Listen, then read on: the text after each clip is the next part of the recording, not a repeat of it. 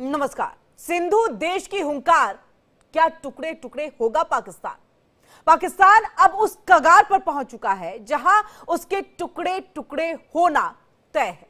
पाकिस्तान चौतरफा घिरा हुआ है। एक तरफ टीटीपी है जो उस पर ताबड़तोड़ हमले बोल रहा है, तो दूसरी तरफ बलूचिस्तान है जो घर में ही रह करके पाकिस्तान को बेमौत मार रहा है। तो अब एक और मोर्चे पर पाकिस्तान पूरी तरह से परास्त है, सिंध प्रांत। जी हां, सिंध प्रांत में भी पाकिस्तान के खिलाफ अब आवाज उठने लगी है।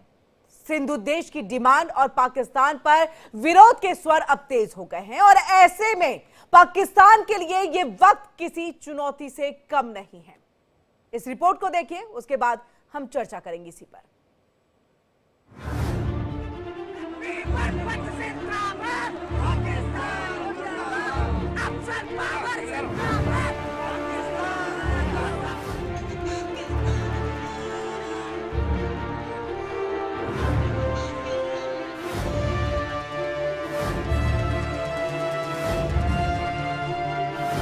जब बोया पेड़ बबूल का तो आम कहां से होए, ये कहावत पाकिस्तान पर बिल्कुल सटीक बैठती है और पाकिस्तान से आई ये तस्वीरें भी इसी की गवाही देती हैं। हाथों में बैनर, इस बैनर में हिंदुस्तान, इजराइल, तुर्की का झंडा और पाकिस्तान मुर्दाबाद के नारे। सिंध के लोगों की पाकिस्तान के खिलाफ बगावत तेज हो रही है और ये तस्वीरें इतना बता रही हैं कि पाकिस्तान के टुकड़े टुकड़े होना तय है।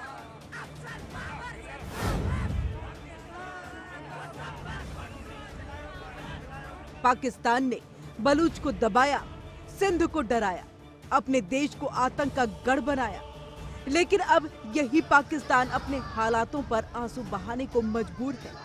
पाकिस्तानी सियासत से लेकर हालात, हर चीज विस्फोटक हो रखे हैं और शहबाज के हाथों से हालात धीरे धीरे रेत की तरह फिसलते जा रहे हैं।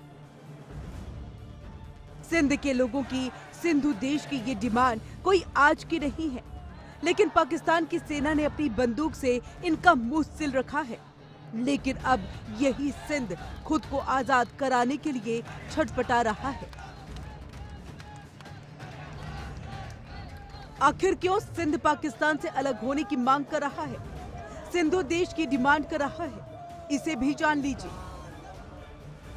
सिंध पाकिस्तान का सबसे अमीर सूबा है। पाकिस्तान में प्राकृतिक संसाधन ज्यादातर सिंध और बलूचिस्तान के इलाके में है। पाकिस्तान की 70% कमाई सिंध से होती है, लेकिन इस कमाई पर सिंधियों का कोई हक नहीं है। सिंध और बलूचिस्तान से मोटी कमाई होने के बाद भी पाकिस्तान की सरकारें सबसे ज्यादा फंड, रियायतें और सहूलियत पंजाब प्रांत को ही देती आई हैं। पाकिस्तान की सियासत पर भी पंजाब सूबे का ही दबदबा रहा है। अपने साथ इसी नाइंसाफी को लेकर लंबे समय से बलूचिस्तान और सिंध प्रांत में लोग पाकिस्तानी हुक्मरानों के खिलाफ बगावत का बिगुल बजा रहे हैं। सिंध में काफी समय से पाकिस्तान के खिलाफ माहौल बना हुआ है। इससे पहले भी सिंध में प्रधानमंत्री मोदी के पोस्टर लहरा करके लोगों ने उनसे मदद की मांग की थी। इतना तय है कि ये तस्वीरें पाकिस्तानी पीएम शहबाज से लेकर के पाक सेना अध्यक्ष मुनीर तक को डरा रही होगी। बीएलए से पहले ही पाकिस्तान को चुनौती मिल रही है, उस पर सिंधु देश की डिमांड पाकिस्तान को खंड खंड करने वाली है। Bureau report, India daily. और चलिए इसी पर हम चर्चा की शुरुआत करते हैं। सभी मेहमान हमारे साथ यहाँ पर जुड़ चुके हैं, उनसे हम आपका तारुफ करा देते हैं। Retired lieutenant general Sanjay Kulkarni ji defence expert है, वो हमारे साथ जुड़ चुके हैं। Retired colonel Dinesh Nain ji defence expert है, वो भी हमारे साथ जुड़ चुके हैं। अखुंदजादा जी चट्टान, वो भी हमारे साथ यहाँ पर जुड़ चुके हैं, नेता हैं पीपीपी के। और इसी के साथ डॉक्टर सज्जाद बुखारी, पत्रकार है पाकिस्तान के, वो भी हमारे साथ जुड़ चुके हैं। आप सभी का बहुत बहुत स्वागत है हमारी इस खास चर्चा में। सबसे पहले कर्नल दिनेश नैन जी, आपके पास हम आएंगे। क्या पाकिस्तान से एक और नया देश निकलेगा? क्या अब ऐसी स्थिति आ रही है, ऐसा सिचुएशन हो रहा है? देखिए किरण, इस बात में कोई दो राय नहीं है कि पाकिस्तान के अंदर जो सबसे ज्यादा एक तरीके से कि कह लीजिए कि लोगों के ऊपर अगर अत्याचार किया गया या लोगों पे जो लोग हावी हुए वो पंजाबी लोग जो पंजाब प्रांत से आए। और इस पाकिस्तान का जब गठन हुआ, दुर्भाग्य की बात यह है कि जिन लोगों ने पाकिस्तान की मांग की थी वो तो उत्तर प्रदेश और बिहार में बैठे रह गए। ये कौन लोग हैं जाके पाकिस्तान बनाना शुरू कर दिया। और इनमें से कुछ लोग जो सिंध के अंदर से कराची की तरफ गए, वो अपनी एक कल्चर के साथ में, वो एक अपनी उर्दू के साथ में वहां गए थे, जिनको इन लोगों ने मुजाहिर बोलना शुरू कर दिया। और बाद में इन पंजाबियों ने क्या किया कि 1950 से लेके 1970 तक, याया खान के दौरान तक, ये सब कुछ पंजाब के अंदर सेंट्रलाइज करना शुरू कर दिया। चाहे वो सिंध था, चाहे बलूचिस्तान था, चाहे पश्तून एरिया था, इन सारों को सेंट्रलाइज करके इन लोगों ने अपने हिसाब से अपनी पेट जो है, अपनी जो प्रेजेंस है वो वहां की आर्मी के अंदर, यानी पाकिस्तान की आर्मी के अंदर, और जितने रूल्स एंड रेगुलेशन है, खासकर जो फाइनेंस सिस्टम से इन्वॉल्व करते हैं, ज्यादा से ज्यादा फाइनेंस, अगर इनके फाइनेंशियल डिस्ट्रीब्यूशन स्कीम का जो होता है कंट्री का, वो पंजाब की तरफ जाता है और पंजाबी उसका खूब आनंद उठाते हैं, लेकिन बाकी उससे शोषण होता है। देखिए, सिंध जो है, Karachi like our Bombay is the एक आप ऐसी कैपिटल है वहां पे जो financial capital of this country, 70% के करीब का जो रेवेन्यू है वो सिंध से जाता है इस्लामाबाद के पास, लेकिन रिटर्न में सिंध के पास बहुत कम आता है। सारा पैसा पंजाब पे खर्च होता है। तो क्या यही वजह है कि सिंध की आवाम अब अलग होने की बात और उसको लेकर के मांग लगातार तेज हो गई है? देखिए, मैटर और ये जो मामला है ये तो बहुत पुराना है, लेकिन अब आवाज बहुत जोर से इसकी आ रही है। अब इसके अंदर किरण क्या एड ऑन हो गया है कि जो सिंधी पश्तून है, जो कि अभी BLA बलूचिस्तान लिबरेशन आर्मी और तहरीक-ए-तालिबान पाकिस्तान से जिनके संबंध बन चुके हैं, अब ये पूरी दौरत लाइन के साथ साथ की जो पूरी बेल्ट है, इस पूरी बेल्ट के अंदर असंतोष आ गया है। ठीक। और यही नहीं, हमारे इलाके गिलगित बल्तिस्तान और जो POK इन्होंने हमारा कश्मीर का लिया हुआ है, उन क्षेत्रों में भी जब तक जनता तंग रहेगी, अब जंग रही का नारा शुरू हो चुका है। और इसको ये सब लोग मानते हैं कि जो पंजाबी कौम है, पंजाब जो है पाकिस्तान का, इसके सभी इंटरेस्ट की रक्षा यहाँ की सेना करती है। इसीलिए सब जगह पे ये नारा भी आ गया कि ये जो दहशतगर्दी है, इसके पीछे वर्दी है। ठीक है, अखुंदजादा चट्टान जी, आपके पास हम आएंगे। देखिए, आपने यहाँ पर कर्नल अनैन जी को सुना है, सीधे तौर पर जो कह रहे हैं कि देखिए, सिंध से बहुत कुछ जाता है लेकिन उतना रिटर्न नहीं मिल पाता है, मामला बहुत पुराना है। अब पाकिस्तान के अंदर में एक नहीं, दो नहीं, बल्कि तीन आवाजें जो है उठ खड़ी हुई हैं। एक तो बलूचिस्तान का मैटर है, बलोच का है, सिंध का मैटर है, पंजाब में भी उसी तरह का झगड़ा।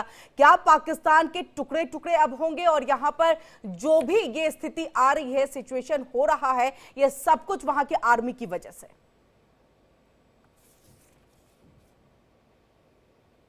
सर, अनम्यूट करना होगा, आपकी आवाज नहीं आ रही है सर।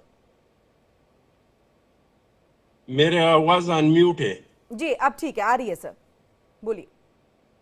बिस्मिल्लाहिर्रहमानिर्रहीम। मेरी तरफ से आपको और आपके तमाम मुअज़्ज़ज़ मेहमानों को और आपके तमाम देखने वालों को मेरी तरफ से अस्सलाम वालेकुम जी। जहां तक पाकिस्तान का ताल्लुक है और संघ का ताल्लुक है, तो संघ में है कौम परस्त जमातें हैं, शुरू ही दिन से हैं। GM सैयद साहब का पार्टी पाकिस्तान के बनने से पहले भी था, पाकिस्तान के बनने से बाद भी हैं। लेकिन अगर आप पाकिस्तान के इलेक्शनों का रिजल्ट निकालें तो हमेशा से जो कौम परस्त है, चाहे वो पुख्तनख्वा में है, चाहे वो बलूचिस्तान में है, चाहे वो सिंध में है, उसको लोगों ने मुस्तरद कर दिया है। और सिंध ने हमेशा से वफाकी जमात पाकिस्तान पीपल्स पार्टी को वोट दिया है। और ये तीसरी बार सिंध में पाकिस्तान पीपल्स पार्टी ने, जो एक वफाकी जमात है, जो वफाक पे यकीन रखते हैं, उनको 2/3 मेजॉरिटी से ज्यादा का अक्सरियत में लोगों ने उसको वोट दिया है। और छोटे छोटे मसाइल हैं, सारी दुनिया में भी हैं, आपके मुल्क में भी हैं, हमारे मुल्क में भी हैं, लेकिन अल्हम्दुलिल्लाह कोई इस तरह का मसला नहीं है जिसकी वजह से पाकिस्तान लोकतंत्र में वोट दिया जाता है, लेकिन उस वोट की वैल्यू कहाँ है? से बाहर हो। अखुंदजादा जी, उस वोट की वैल्यू कहाँ है? उस वोट की वैल्यू तो नहीं है, क्योंकि सरकार के हाथ में तो कुछ भी नहीं है, सरकार तो एक महज कठपुतली है। चलिए इसका जवाब हम ले लेते हैं, लेफ्टिनेंट जनरल संजय जी के पास चलेंगे। सर देखिए, पाकिस्तान में वो बात करें कि लोगों ने किस मेजोरिटी के साथ जो है वोटिंग की और उसके बाद जो है वो सरकार बनी, लेकिन उस सरकार के पास में कितनी ताकत है?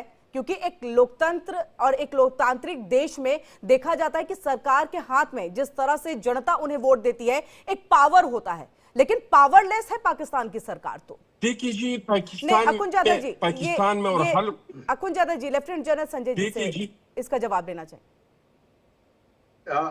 धन्यवाद किरण जी। मैं कहूंगा कि पाकिस्तान के अंदर आज की तारीख में एक तरीके से जनरल जियाउल हक के बाद जिस प्रकार से उन्होंने एक रेडिकलाइजेशन, और वो रेडिकलाइजेशन के द्वारा सुन्नी और शियाओं के बीच में जो एक सेक्टेरियन डिवाइड हो गया है, अहमदिया को लगातार जिस प्रकार से इन्होंने नॉन मुस्लिम घोषित कर दिया है, जिस प्रकार से चाहे वो बरेलवी सुन्नी है उनको भी अब उनके टारगेट किया जा रहा है, और कराची जो इनका पुराना कैपिटल था और वहां से हट करके इन्होंने इस्लामाबाद कैपिटल बनाया।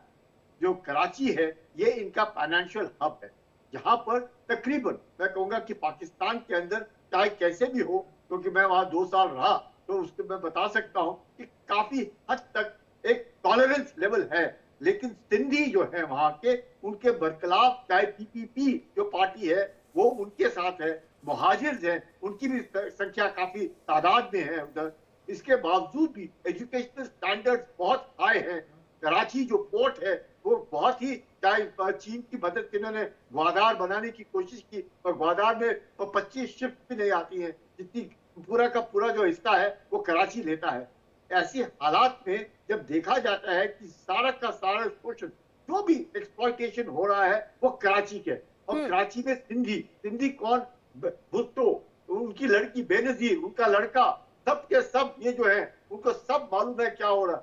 लेकिन पंजाबी जो है, पंजाब में जब इस्लामाबाद कैपिटल शिफ्ट कर रहे थे कराची से उठा करके, जिस प्रकार से उन्हें तकरीबन 4000 करोड़ उस वक्त खर्च किए इस एक कैपिटल को बनाने के लिए, वही कारण था कि बांग्लादेश में भी लोगों को परेशानी हुई कि ये पंजाबी जो है अब जब उस वक्त ईस्ट पाकिस्तान से पैसा उठा रहे हैं और इस्लामाबाद में लगा रहे हैं, वर्ल्ड का एड लेते हैं इस्लामाबाद में लगाते हैं, और पूरी फौज जो है 90 से 95% लोग पंजाबी है, तो चाहे वो बलूचिस्तान में है, चाहे खैबर पख्तूनवा में है, चाहे सिंध प्रोविंस में है। ये जो है ये तीनों के तीनों मिलकर के मुझे लगता है आज के वक्त पंजाबियों के बरखिलाफ जो आवाज उठ रही है, और यही कारण है कि इन्होंने जितने भी अपने, चाहे लश्कर तैयबा है, इनके बाकी अलकायदा है, जितने भी आतंकी संगठन, और क्योंकि कराची से जितने लोग बाहर मिडिल ईस्ट पे काम करते हैं उनके द्वारा जो पैसा आ रहा है उसके द्वारा ये चल रहा है।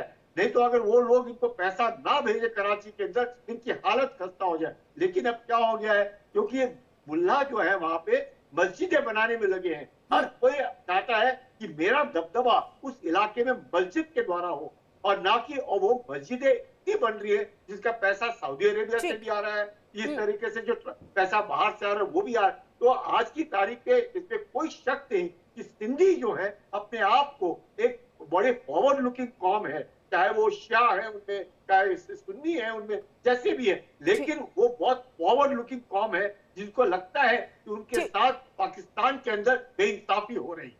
बिल्कुल डॉक्टर सज्जाद, आपके पास देखिए, जो सिंध के लोग हैं फॉरवर्ड लुकिंग है, जिस तरह से लेफ्टिनेंट जनरल संजय कुलकर्णी ने भी कहा है कि देखिए फॉरवर्ड लुकिंग है, और पाकिस्तान के अंदर में बाकी जो भी है आपके स्टेट लाइक पंजाब और वो कहीं ना कहीं ताल से ताल मिला करके नहीं चल रहा है। क्या अब ये माने कि कहीं ना कहीं बगावत के सुर जो है पाकिस्तान के अंदर में बहुत तेजी के साथ है और उठ रहे हैं, अब एक अलग देश भी बन सकता है पाकिस्तान से अलग हट करके सिंध? अस्सलाम वालेकुम। महिलाओं का हम बहुत एहतराम करते हैं और नमस्कार भी कहते हैं आपको। आज प्रोग्राम होस्ट कर रही हैं, और डेफिनेटली आज आपके जो पैनलिस्ट हैं उनकी मैंने सारी गुफ्तगू सुनी है जी। और सबकी मैंने 1 बाय 1 गुफ्तगू सुनी है। उम्मीद रखता हूं कि आप भी मुझे उतना ही टाइम देंगी जितना अपने बाकी पैनलिस्ट को दिया है, क्योंकि आपने हमारे अखुनजादा साहब को भी उतना टाइम नहीं दिया। पहले तो मैं आपको ये बताता चलूं कि पाकिस्तान में नेशनलिस्ट जो हैं, कौम परस्त जमातें जिनको बोलते हैं, जिसमें अवामी नेशनल पार्टी, पश्तूनख्वा मिली अवामी पार्टी, BNP मैंगल और इसी तरीके से जे सिंध, ये तहरीकें आज की नहीं है बल्कि 70s में नेशनल अवामी पार्टी बनी तो वली खान और उसके साथ साथ महमूद खान अचकज़ई के वालिद खान अब्दुल समद खान और इसी तरीके से मुफ्ती महमूद जो फजलुर रहमान साहब के वालिद मोहतरम हैं, ये तमाम इकट्ठे हुए और उसके बाद ये डिस्पर्स हो गई, ख़त्म हो गई, क्योंकि ये गैर फितरी थी। तो गैर फितरी चीज़ का हमेशा खात्मा होता है। तो आज आपने फिर एक मर्तबा जो है वो एक वीडियो आपने चलाई, मैं चाहता हूँ विजुअल्स आप दोबारा चलाएं, जिसमें आपने विजुअल्स पता नहीं कहाँ से इकट्ठे करके कहाँ आपने जोड़ दिए और उसके बाद आपने जीए सिंध को अलहदा करते हुए आप इस विजुअल की बात कर रहे हैं, ख्वाहिशात है, अपनी जो ख्वाहिशात है जी डॉक्टर सज्जाद, इस विजुअल की बात कर रहे हैं आप? जी ये जो आपने अपनी ख्वाहिशात की, हाँ जी, ये जो आपने अपनी ख्वाहिशात की तकमील, थोड़ा आगे चलिएगा तो यहाँ पे एक पुलिस ऑफिसर भी नजर आ रहा होगा। वो पुलिस ऑफिसर हमारे यहाँ कोई इस तरह की वर्दी नहीं है, वो भी मैं आपको थोड़ा सा वजाहत करता चलूं। हमारी जो पाकिस्तान में पुलिस है, चाहे वो डिस्ट्रिक्ट पुलिस हो या हमारी फेडरल पुलिस हो, उसकी वो वर्दी नहीं है जो आपने कैप चढ़ाई हुई है उनको। दूसरी बात है, ये प्रोटेस्ट आपने जरूर दिखाया, प्रोटेस्ट पाकिस्तान में होता रहता है क्योंकि पाकिस्तान जो है एक डेमोक्रेटिक स्टेट है, एक जमहूरियत पसंद मुल्क है, तो पाकिस्तान में आज़ादी, इजहार राय और जमहूरियत पर कोई कदगन नहीं है, सब प्रोटेस्ट करते हैं। अभी सिंध में जो है वो असातिज़ा भी प्रोटेस्ट कर रहे हैं, कुछ अपॉइंटमेंट्स के हवाले से उनके गिले शिकवे हैं, हुकूमत भी इस हवाले से नेगोशिएशन कर रही है।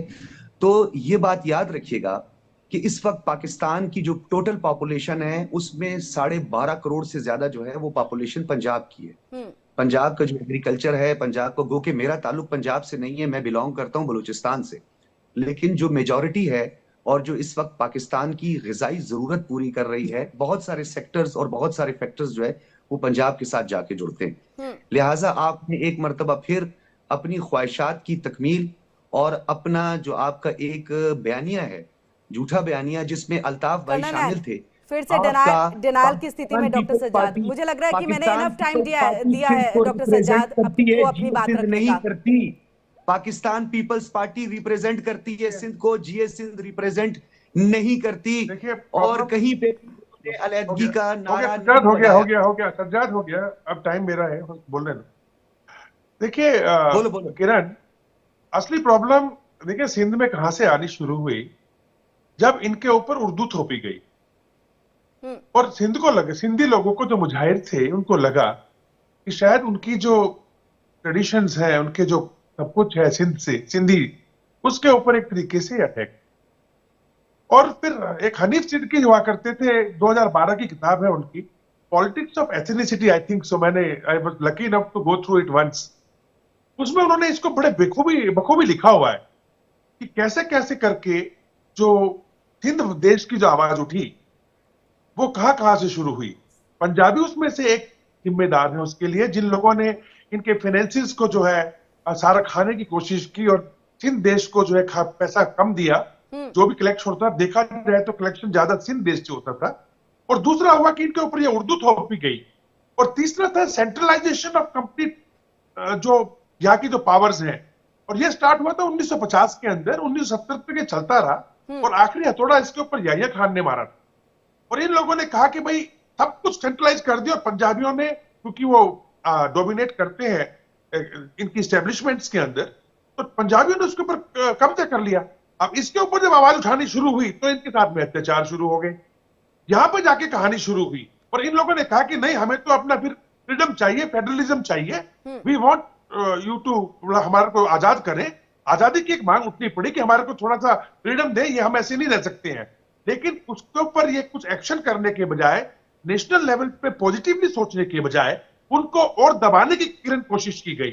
यही कारण है कि आज बलूच में भी प्रॉब्लम है, यही कारण है कि आज पश्तून भी जल रहा है, यही कारण है कि गिलगित बल्तिस्तान और पीओके के अंदर भी जहां पे इन लोगों ने एक तरीके से डायस्पोरा भी बदल दिया, कश्मीरियों की जगह पे पंजाबी भर दिए और उधर पश्तून लाके गिलगित में बिठा दिए। तो ये सब जो चीज हो रही है, ये पाकिस्तान के टूटने के एक डायरेक्शन की तरफ चल रही है, क्योंकि आज की तारीख में ऐसा कोई भी क्षेत्र नहीं है, ना तो गिलगित बल्तिस्तान या पीओके है, ना आपका खैबर पख्तूनख्वा बात है, ना ही आपका बलूचिस्तान है, और ना सिंध देश या सिंध पश्तून जो कि सज्जाद बीच में ना बोले, फिर मैं आपको बोलूंगा तो फिर आपको अच्छा लगेगा। आके लंबी तकरीर ना किया करो, बीच में ना बोले, अपने टाइम पे बोल लेना, बीच में नहीं बोलते, गलत जोग्राफिया पढ़ रहे हो, बीच में नहीं बोलते, बीच में नहीं, गलत जोग्राफिया, हमारी जोग्राफियाई तौर पर ही गलत बहस हो रही है, बीच में नहीं बोलते हैं।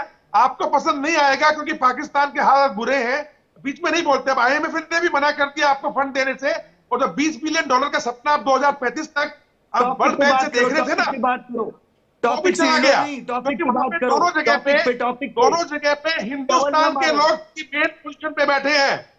अब हमसे बात तभी से क्या करें कि पैसा नहीं मिलेगा आपको, पैसा नहीं मिलेगा आपको, जोग्राफिया पढ़ रहे हो। ठीक है, चलिए वक्त की कमी है, लेफ्टिनेंट जनरल संजय जी आपके पास हम आएंगे, और बात हो रही है कराची में जी ठीक है, वक्त की कमी है, वक्त की कमी है यहाँ पर। मेजर जनरल, लेफ्टिनेंट जनरल माफ कीजिएगा, संजय जी आपके पास आएंगे और इसी स्थिति को हम समझने की कोशिश, जो मेरा पहला सवाल था, देखिए बगावत के सुर उठ रहे हैं, भले ही इस चीज को डिनायर की स्थिति में जो है वहां के पत्रकार दिखते हैं, वहां के नेता दिखते हैं, ये ऑब्वियस सी बात है कि अपने देश की चीजों को जो है लोग पॉजिटिव वे में रखना चाहते हैं हमेशा से। उनका ये कहना है कि देखिए डेमोक्रेसी है और यही सबसे बड़ी वजह है कि यहाँ पर इस तरह से आए दिन जो है प्रोटेस्ट चलते रहते हैं, लेकिन क्या वाकई डेमोक्रेसी है? और डेमोक्रेसी है तो इस तरह से आम लोगों पर आप गोलियां तान देते हैं, आप तोपें चला देते हैं, यूट्यूबर्स को आप उठा करके ले जाते हैं, डर का माहौल रख रहे हैं, और आप बात डेमोक्रेसी की कर रहे हैं।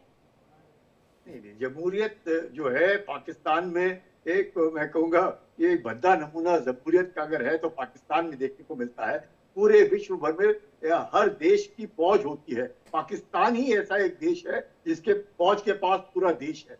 और अगर वो बलूचिस्तान के रहने वाले हैं, खुद हजारा के बारे में जानते हैं, उसके बावजूद भी अगर वो सपोर्ट करने की कोशिश कर रहे हैं कि उनके साथ कोई बेइंसाफी नहीं हो रही है और बलूचियों के साथ सब कुछ ठीक हो रहा है, ग्वादार में जो भी चीन कर रहे हैं बहुत अच्छा हो रहा है, जितने भी शॉर्टेजेस खैबर पख्तूनख्वा में है, बिजली नहीं है, पानी नहीं है, खाने को दिक्कत आ रही है, इंडस्ट्रीज बंद हो रही है, कोई बात नहीं है। ये तो जमहूरियत है, इस जमहूरियत में तो आवाजें उठती हैं और लोगों को समझ नहीं रहे।